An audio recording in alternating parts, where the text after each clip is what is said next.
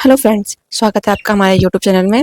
आज हम 10th class के प्रीवियस ईयर क्वेश्चन की सीरीज़ में चैप्टर 3 के प्रीवियस ईयर क्वेश्चंस को देखेंगे। चैप्टर 3 जिसका नाम है लोकतंत्र और विविधता। तो इसके क्वेश्चन देखेंगे, हम देखते हैं। तो क्वेश्चन स्टार्ट करते हैं। तो पहले अंक आते हैं इसमें 1 नंबर के क्वेश्चन, जिसे अति लघु उत्तरीय प्रश्न बोलते हैं। तो इसका फर्स्ट क्वेश्चन है, अफ्रीकी अमेरिका शब्द से कौन लोग जुड़े हैं? ये क्वेश्चन 2014 में आया था। तो इसका आंसर है अफ्रीकी अमेरिका या अश्वेत उन अफ्रीकियों के वंशजों को दिया गया नाम है जिन्हें 17वीं शताब्दी और 19वीं शताब्दी के प्रारंभ में दास के रूप में अमेरिका लाया गया था। मतलब अफ्रीकी श्वेत कौन है या फिर अश्वेत या फिर अफ्रीकी अमेरिकी कौन है? वे लोग हैं जिन्हें 17 और 19 सेंचुरी में दास के रूप में अमेरिका लाया गया था। ओके, नेक्स्ट क्वेश्चन है, 1968 में मैक्सिको ओलंपिक में विरोध प्रदर्शन करने वाले 2 एथलेटिक के नाम बताइए। मतलब जो ओलंपिक गेम हुए थे मैक्सिको में 1968 में, उसमें जिन्होंने इसका विरोध किया था, उसमें 2 एथलेटिक्स का नाम बताना है, जिनका इसका उत्तर है टॉमी स्मिथ और John Carlos. Next question, question 3, समरूप समाज क्या है? इसका उत्तर है समरूप समाज ऐसा समाज जिसमें समान प्रकार के लोग होते हैं, खासकर जहां कोई महत्वपूर्ण जातीय अंतर नहीं होता। उदाहरण के लिए जर्मन और स्वीडन। मतलब ऐसा समाज जहाँ पे सभी लोग समान होते हैं, जहाँ पे कोई खास जातीय अंतर नहीं होता है, सभी को एक बराबर समझा जाता है। तो इसके एग्जांपल दे रखे हैं जर्मनी और स्वीडन। नेक्स्ट क्वेश्चन है, प्रवासी शब्द को परिभाषित कीजिए। ये क्वेश्चन कई बार रिपीट हुआ है, तो इसको भी आप इंपॉर्टेंट मार्क कर लीजिए। वैसे तो ये सारे क्वेश्चन इंपॉर्टेंट है, पर आपको इसमें जो मतलब कई बार रिपीट हुए हैं वो क्वेश्चन मैं इसमें ज़्यादा बता दे रही हूँ, इन शॉर्ट है ये वाले। तो इसका उत्तर है कोई भी व्यक्ति जो किसी देश के एक क्षेत्र या देश से दूसरे क्षेत्र में या किसी दूसरे क्षेत्र में आमतौर पर काम या अन्य अवसरों के लिए स्थानांतरित होता है, उसे प्रवासी कहते हैं। स्थानांतरण किसे कहते हैं? जब कोई एक व्यक्ति एक जगह से दूसरी जगह रहने के लिए या काम करने के लिए जाता है, तो उसको स्थानांतरण बोलते हैं। जैसे प्रवासी, जैसे शरणार्थी तो नहीं आएंगे, पर प्रवासी होंगे जो रोजगार के लिए अदर स्टेट में घूमते हैं। जिससे कि आप यूपी और बिहार के मैक्सिमम लोगों को देख सकते हैं, वो काम के लिए अदर स्टेट में जाते हैं। नेक्स्ट क्वेश्चन, लोकतंत्र का अर्थ स्पष्ट करें। ये क्वेश्चन 2017 में आया। ये इंपॉर्टेंट क्वेश्चन है क्योंकि ये चैप्टर की बेसिक रूट है। उसका उत्तर है लोकतंत्र को मोटे तौर पर सरकार के एक ऐसे रूप में परिभाषित किया जा सकता है जहां शासक लोगों द्वारा चुने जाते हैं। प्रतिनिधियों का चुनाव स्वतंत्र और निष्पक्ष चुनाव के माध्यम से होता है। ओके, इसमें आप अब्राहम लिंकन की परिभाषा भी जोड़ सकते हैं, जिसमें लोकतंत्र को बताया गया जनता के लिए, जनता के द्वारा शासन। नेक्स्ट क्वेश्चन हैं, इसमें लघु उत्तरीय प्रश्न आ जाते हैं। ये 3 मार्कर होते हैं, मतलब 3 अंक के होते हैं। तो इसका फर्स्ट क्वेश्चन है, मैक्सिको ओलंपिक 2012 में काली गरीबी की और अंतर्राष्ट्रीय ध्यान आकर्षित करने के लिए अफ्रीकी अमेरिकी एथलेटिक्स ने क्या किया था? तो इसका उत्तर है 1968 में मैक्सिको ओलंपिक में 2 अफ्रीकी अमेरिकी एथलेटिक को टॉमी स्मिथ और जॉन कॉल्से को नाम याद कर रखने हैं, इनके नाम इंपॉर्टेंट है। ने काली गरीबी की और अंतर्राष्ट्रीय ध्यान आकर्षित करने के लिए विरोध प्रदर्शन किया था। सेकंड पॉइंट है, उन्होंने क्रमशः कांस्य और स्वर्ण पदक जीते थे। उन्होंने क्या पदक जीते थे? इसमें भी इंपॉर्टेंट है, कांस्य और स्वर्ण पदक जीते थे। जिन्होंने काले मोजे पहनकर और काले गरीबी को प्रदर्शन के लिए जूते नहीं पहनकर अपने पदक प्राप्त किए थे। मतलब उन्होंने बिना जूते पहने अपने जो अचीवमेंट से पदक लिए थे। पॉइंट 3 है इसका, वे ब्लैक पावर के प्रतीक के रूप में मुट्ठी बंधकर और सिर झुकाकर विजय पट पर खड़े रहे। मतलब स्टेज जहाँ पे उन्हें पदक दिए गए थे उस स्टेज पर ये खड़े रहे सर झुकाकर। इसका उनका उत्तर संयुक्त राज्य अमेरिका में नस्लीय भेदभाव की और अंतर्राष्ट्रीय ध्यान आकर्षित करना था। उन्होंने ऐसा क्यों किया? जो अमेरिका में जो नस्लीय भेदभाव होता है उससे जुड़े टॉपिक पर उनका ध्यान आकर्षित करना था, क्योंकि आज के दौर में भी अमेरिका में सबसे ज्यादा नस्लीय भेदभाव देखा जाता है अफ्रीकियों के प्रति। तो नेक्स्ट क्वेश्चन है, नेक्स्ट क्वेश्चन, उत्तरी आयरलैंड में धार्मिक मतभेदों ने सामाजिक विभाजन को कैसे पैदा किया और नीदरलैंड में ऐसा करने में विफल रहा? व्याख्या करें। ये क्वेश्चन 2012 में आया है और इसके बाद भी रिपीट हुआ है। इसका उत्तर है उत्तरी आयरलैंड और नीदरलैंड दोनों मुख्य रूप से ईसाई हैं, लेकिन कैथोलिक और प्रोटेस्टेंट्स के बीच विभाजित हैं। उत्तरी आयरलैंड में वर्ग और धर्म एक दूसरे से जुड़े हुए हैं। वहाँ कैथोलिकों की संख्या कम है, वे गरीब हैं और उन्हें भेदभाव का इतिहास झेलना पड़ा है। सामाजिक मतभेद के कारण उत्तरी आयरलैंड में गहरा सामाजिक विभाजन और तनाव है। ये उत्तरी है, ये भी उत्तरी है, इसमें गहरा विभाजन भेदभाव पैदा हुआ है। परिणाम स्वरूप कैथोलिक और प्रोटेस्टेंट्स के बीच संघर्ष हुआ है। जबकि नीदरलैंड में वर्ग और धर्म एक दूसरे से करते हैं, मतलब जुड़े हुए नहीं हैं। कैथोलिक और प्रोटेस्टेंट्स के बीच में गरीबी और अमीरी होने की संभावना लगभग समान है। गरीबी और अमीर दोनों समान रूप से ही हैं। इन क्रॉस कटिंग सामाजिक मतभेद को समायोजित करना आसान है, क्योंकि लोग एक समूह को दूसरे समूह के खिलाफ खड़ा करना मुश्किल है। मतलब यहाँ पे लोगों के आपसी बीच संघर्ष नहीं है, बस वहाँ पे वो धर्म और वर्ग से कटे हुए हैं, पर बाकी में समानता है, जिससे उन्हें मतभेद की समस्या कम हो जाती है। नेक्स्ट क्वेश्चन है, ये क्वेश्चन 2 बार रिपीट हुआ है, आप देख सकते हैं। क्वेश्चन नहीं कि पैटर्न अलग है 2013 और 12 में एंड 2015 में, और इसके बाद भी ये रिपीट हुए हैं। तो इसका क्वेश्चन क्या बनेगा, दोनों टाइप के देख लेते हैं। तो इसका फर्स्ट क्वेश्चन बनाया गया 1968 में मैक्सिको ओलंपिक में कार्लोस स्मिथ और नॉर्मन को उनकी हरकत के लिए कैसे दंडित किया गया था, जिन्होंने पदक जीते थे। नेक्स्ट क्वेश्चन, सामाजिक भेदभाव के प्रति उनकी प्रतिक्रिया के बाद स्मिथ और कॉल्स को क्या परिणाम भुगतने पड़े। मतलब दोनों में पूछा, जिन्होंने वो अपना विरोध प्रदर्शन किया था उन्हें क्या झेलना पड़ा इन शॉर्ट। तो इसका उत्तर देखते हैं। इसका उत्तर है कार्लोस और स्मिथ नॉर्म्स ने 1968 में मैक्सिको शहर में आयोजित ओलंपिक में 200 मीटर की दौड़ में पदक जीते थे। इन तीनों ने, कार्लोस और स्मिथ दोनों, दो अफ्रीकी अमेरिकी खिलाड़ियों ने काले दस्ताने, काले मोजे और बिना जूते पहने अपने पदक प्राप्त किए, जो कि अश्वेत गरीबी का प्रतिनिधित्व करते हैं। वे मुट्ठी बंधकर और सिर झुकाकर खड़े रहे, जबकि संयुक्त राज्य अमेरिका में नस्ली भेदभाव की और अंतर्राष्ट्रीय ध्यान आकर्षित करने के लिए अमेरिकी राष्ट्रगान बजाया गया था। तो नेक्स्ट पॉइंट है, रजत पदक विजेता श्वेत ऑस्ट्रेलियन एथलेटिक्स पीटर नॉर्म्स, ये वो था पर्सन था जिसने 3rd पदक जीता था, सेकंड पदक, रजत सेकंड पदक होता है, ने समारोह के दौरान 2 अफ्रीकी अमेरिकियों के प्रति अपना समर्थन दिखाने के लिए अपनी शर्ट पर मानवाधिकार बैच पहना था। मतलब इस श्वेत व्यक्ति ने भी इन 2, मतलब कार्ल्स और स्मिथ का समर्थन करने के लिए भी अपने शरीर पर शर्ट पर मानवाधिकार का बैच पहना हुआ था। तो इसके पॉइंट सुनेंगे। अंतर्राष्ट्रीय ओलंपिक संघ ने कार्ल्स और स्मिथ को राजनीतिक बयान देकर ओलंपिक भावना का उल्लंघन करने का दोषी पाया। उनके पदक वापस ले लिए गए और अमेरिका में उनकी काफ़ी आलोचना हुई। सेकंड पॉइंट, नॉर्मन को भी अपने कृत्य के कारण कष्ट उठाने पड़े और उन्हें अगले ओलंपिक के लिए ऑस्ट्रेलिया टीम में शामिल नहीं किया गया।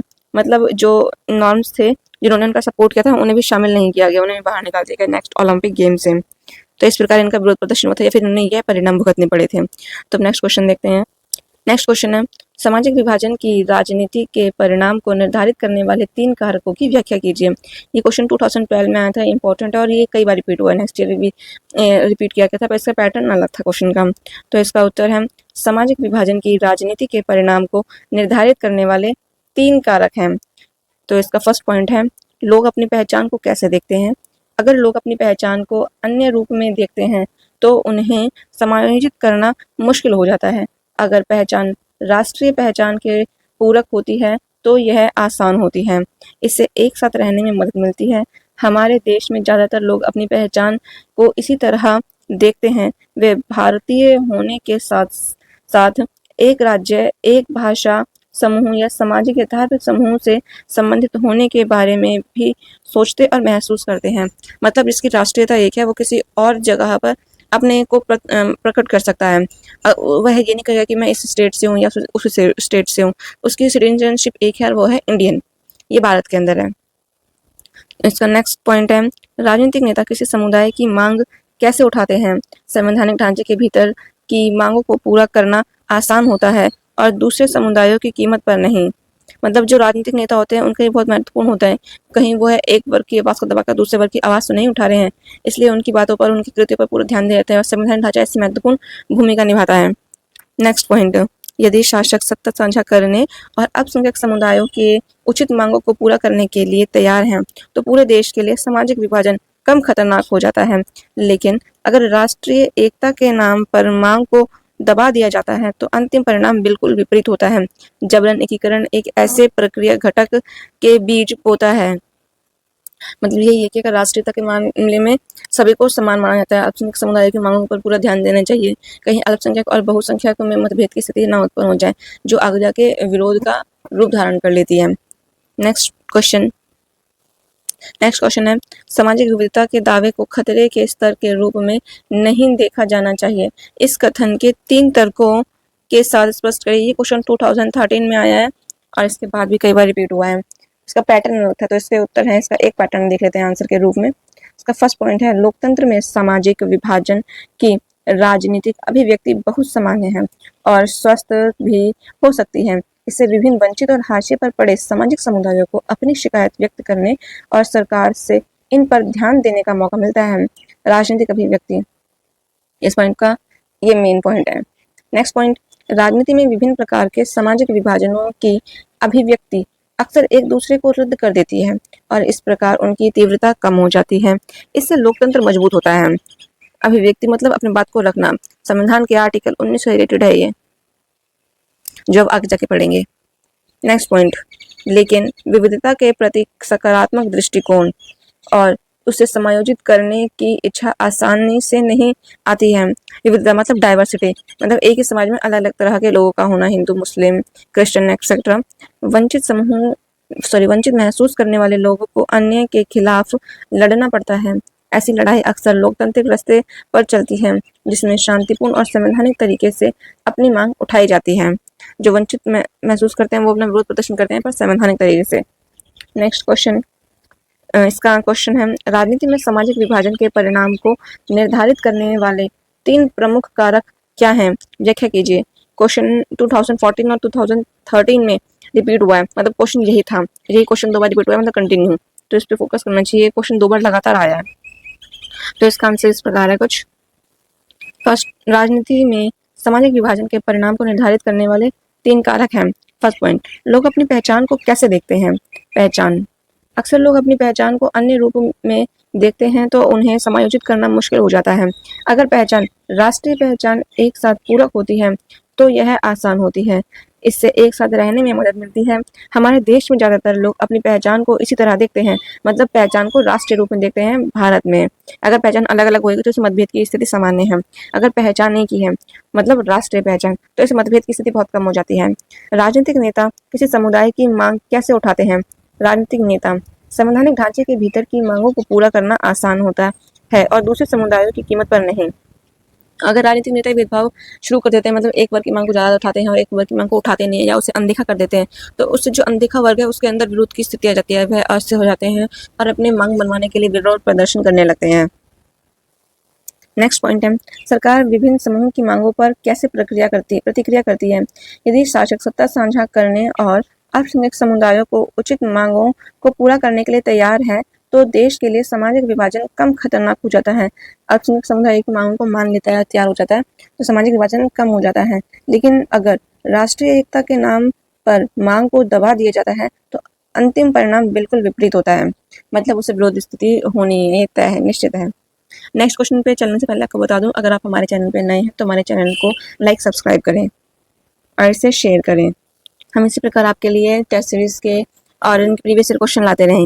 तो अब नेक्स्ट क्वेश्चन की ओर बढ़ते हैं। तो इसमें क्वेश्चन है, कुछ लोग क्यों सोचते हैं कि सामाजिक विभाजन का राजनीतिकरण करना सही नहीं है? 3 कारण बताइए। ये क्वेश्चन 2014 में आया था। तो इसका उत्तर है, दुनिया में ज़्यादातर देशों में किसी न किसी तरह का सामाजिक विभाजन मौजूद है और ये विभाजन राजनीति में दिखाई देते हैं और राजनीति को प्रभावित करते हैं। सामाजिक विभाजन होते हैं। राजनीति में सामाजिक विभाजन की अभिव्यक्ति आपदा की ओर ले जाती है। अगर किसी देश में सामाजिक विभाजन मौजूद है तो उन्हें राजनीति में कभी भी व्यक्त नहीं किया जाना चाहिए, क्योंकि राजनीतिक और सामाजिक विभाजन का मेल बहुत खतरनाक है। इसके फर्स्ट पॉइंट है, लोकतंत्र में विभिन्न राजनीतिक दलों के बीच प्रतिस्पर्धा होती है। उनकी प्रतिस्पर्धा समाज को विभाजित करती है। राजनीतिक दलों में नेक्स्ट पॉइंट, अगर वे किसी मौजूदा सामाजिक विभाजन के आधार पर प्रतिस्पर्धा करना शुरू करते हैं तो यह सामाजिक विभाजन को राजनीतिक विभाजन में बदल सकता है और संघर्ष, हिंसा या यहाँ तक कि देश के विघटन का कारण बन सकते हैं। नेक्स्ट पॉइंट, सामाजिक विभाजन ज़्यादातर देशों में मतदान को प्रभावित करता है। एक समुदाय के लोग किसी एक पार्टी को दूसरे से ज़्यादा पसंद करते हैं, मतलब जो सामाजिक विभाजन होता है वो पॉलिटिकल रूप से उनमें डायरेक्टली जुड़ा होता है। अगर कोई एक राजनीतिक दल किसी दूसरे पक्ष को या किसी भी पक्ष को नजरअंदाज करता है तो वो पक्ष राजनीतिक रूप में या चुनाव के टाइम पर उस पार्टी को करारा जवाब दे सकता है। नेक्स्ट क्वेश्चन, लोकतंत्र में सामाजिक विभाजन की राजनीतिक अभिव्यक्ति बहुत सामान्य है और स्वस्थ भी हो सकती है। इस कथन को उचित तर्क के साथ पुष्ट करें। क्वेश्चन 2015 में रिपीट हुआ था और आया था। इसका उत्तर है, लोकतंत्र में राजनीतिक विभाजन की सामाजिक विभाजन की राजनीतिक अभिव्यक्ति बहुत सामान्य है और स्वस्थ हो सकती है। यह विभिन्न वंचित और सीमित सामाजिक समूहों को अपनी शिकायतें व्यक्त करने और सरकार को इन पर ध्यान देने की अनुमति देता है। नेक्स्ट पॉइंट है, बेल्जियम और श्रीलंका के उदाहरण ले तो अगर शासक सत्ता साझा करने और अल्पसंख्यक समुदायों की उचित मांगों को पूरा करने के लिए तैयार हो तो देश के लिए सामाजिक विभाजन कम खतरनाक हो जाएगा। वास्तव में ये लोकतंत्र के लिए स्वस्थ साबित हो सकता है। श्रीलंका में आपको ये याद होगा सिंघल था, अल्पसंख्यक। नेक्स्ट पॉइंट, राजनीति में विभिन्न प्रकार के सामाजिक विभाजनों की अभिव्यक्ति अक्सर एक दूसरे को रद्द कर देती है और इस प्रकार उनकी तीव्रता कम हो जाती है और इससे लोकतंत्र मजबूत हो। नेक्स्ट क्वेश्चन, सामाजिक मतभेद के दो आधारों को उत्तर सहित समझाइए। ये क्वेश्चन 2017 में आया था। इसका उत्तर है सामाजिक मतभेदों की उत्पत्ति। फर्स्ट पॉइंट है जन्म की दुर्घटना। हम अपने समुदाय से संबंधित होने का चुनाव नहीं करते, हम केवल इसलिए उससे संबंधित हैं क्योंकि हम उसमें पैदा हुए हैं। हम अपने दैनिक जीवन में जन्म की दुर्घटना के आधार पर सामाजिक अंतर का अनुभव करते हैं। पॉइंट 2, विकल्पों के आधार पर विकल्प। कुछ अंतर हमारी पसंद पर आधारित तो होते हैं। कुछ लोग नास्तिक होते हैं, वे ईश्वर या किसी धर्म में विश्वास नहीं करते। कुछ लोग अपने जन्म के धर्म के अलावा किसी दूसरे धर्म का पालन करना चुनते हैं। हम में से ज़्यादातर लोग अपनी रुचि के विषय और ऐसे व्यवसायों का अध्ययन करना चुनते हैं जिसमें हम उत्कृष्टता प्राप्त कर सकें। हम सभी से सामाजिक समूह का निर्माण होता है जो हमारी पसंद पर आधारित होता है। तो इसमें बेसिकली क्या बताया कि सामाजिक मतभेद क्यों होता है, ये तो जन्म के आधार पर होता है। जैसे कि पुराने टाइम में होता था, वर्ण होते थे, उसमें ब्राह्मण, क्षत्रिय, वैश्य, शूद्र, इस प्रकार वो जन्म है, इसमें आप कुछ नहीं कर सकते क्योंकि आपको परमानेंटली दिया गया है। नेक्स्ट पॉइंट है विकल्प के आधार पर। कुछ लोगों को उनके विकल्प जैसे कि वे क्या खाते हैं, क्या काम करते हैं, इस आधार पर बांटा जाता था। जैसे कि अछूत माने जाने वाले वर्ग जिनका काम बिल्कुल अलग माना जाता था, ब्राह्मणों का काम बिल्कुल अलग माना जाता था, जिनका काम सिर्फ पाठ पूजा करना होता था। इस प्रकार के विकल्प उनके अलग अलग काम को दर्शाते हैं। नेक्स्ट क्वेश्चन है 1967 में मैक्सिको ओलंपिक में उनकी हरकत के लिए कार्ल स्मिथ और नॉर्स पर क्या जुर्माना लगाया गया था। ये क्वेश्चन 2017 में आया है। इसका उत्तर है अंतर्राष्ट्रीय ओलंपिक संघ ने कार्ल और स्मिथ को राजनीतिक बयान देकर ओलंपिक भावना का उल्लंघन करने का दोषी पाया और उनके पदक वापस ले लिए गए थे। पॉइंट है अमेरिका में उन्हें काफी आलोचना का सामना करना पड़ा। नेक्स्ट पॉइंट है अगले ओलंपिक में नॉर्म्स को ऑस्ट्रेलिया टीम से बाहर रखा गया था, मतलब तीनों को दे दिए गए थे सजा। इन दोनों से पदक ले लिए गए और इन्हें ऑस्ट्रेलिया टीम से बाहर कर दिया गया। अब नेक्स्ट क्वेश्चन शुरू होंगे 5 अंक के, जिन्हें दीर्घ उत्तरीय प्रश्न कहते हैं और ये 5 मार्कर होते हैं। इसका आंसर थोड़ा लॉन्ग होता है, तो स्टार्ट करते हैं इन क्वेश्चन को। ये लास्ट क्वेश्चन है इस चैप्टर का लॉन्गर क्वेश्चन में। तो इसका क्वेश्चन है सामाजिक मतभेदों की उत्पत्ति की व्याख्या करें। ये क्वेश्चन 2014 और 13 में रिपीट हुआ है। सामाजिक मतभेदों की उत्पत्ति, इसके पॉइंट वाइज करते हैं। जन्म की दुर्घटना। हम अपने समुदाय से संबंधित होने का चुनाव नहीं करते, हम केवल इसलिए उससे संबंधित होते हैं क्योंकि हम उसमें पैदा हुए हैं। हम अपने दैनिक जीवन में जन्म की दुर्घटना के आधार पर सामाजिक अंतर का अनुभव करते हैं। पॉइंट 2, विकल्पों के आधार पर विकल्प क्या चुनते हैं, मुझसे संबंधित है। कुछ अंतर हमारी पसंद पर आधारित होते हैं। कुछ लोग नास्तिक होते हैं, वे ईश्वर या किसी धर्म में विश्वास नहीं करते। कुछ लोग अपने जन्म के धर्म के अलावा किसी दूसरे धर्म का पालन करते हैं। हम में से ज़्यादातर लोग अपनी रुचि के विषयों और ऐसा पेशा चुनते हैं जिसमें हम महारत हासिल कर सकें। इन सभी के कारण सामाजिक समूहों का निर्माण होता है जो हमारी पसंद पर आधारित होता है। इसका उदाहरण है नागालैंड, उत्तराखंड और झारखंड। नेक्स्ट पॉइंट है केंद्र राज्य संबंधों को सीमित करना। सत्ता साझा करने की संवैधानिक व्यवस्था इस बात पर निर्भर करती है कि सत्तारूढ़ दल और नेता इन व्यवस्थाओं का किस तरह पालन करते हैं। 1990 के बाद क्षेत्रीय दलों का उदय हुआ। सत्ता साझा करने और राज्य सरकारों के स्वायत्ता के सम्मान की एक नई संस्कृति विकसित हुई है। तो ये थे हमारे चैप्टर 3 के प्रीवियस ईयर क्वेश्चंस, जो आपको इन फ्यूचर क्वेश्चंस में हेल्प करेंगे कि क्वेश्चन किस टाइप से आते हैं और उसका आंसर कैसे फ्रेम कर सकते हैं। तो आई होप ये आपको थोड़ा सा हेल्प करेंगे। इन शॉर्ट अगर ये कहीं भी आपको हेल्प करते हैं तो इससे this is great achievement for my. तो आपको एक बार फिर बता दें, अगर आप हमारे चैनल पर नए हैं तो हमारे चैनल को लाइक सब्सक्राइब करें और अपने फ्रेंड्स को इसको शेयर करें, जो आपके साथ आपके फ्रेंड्स को भी हेल्प करेगा। इसी प्रकार की हम टेस्ट से आगे लाते रहेंगे। Thank you.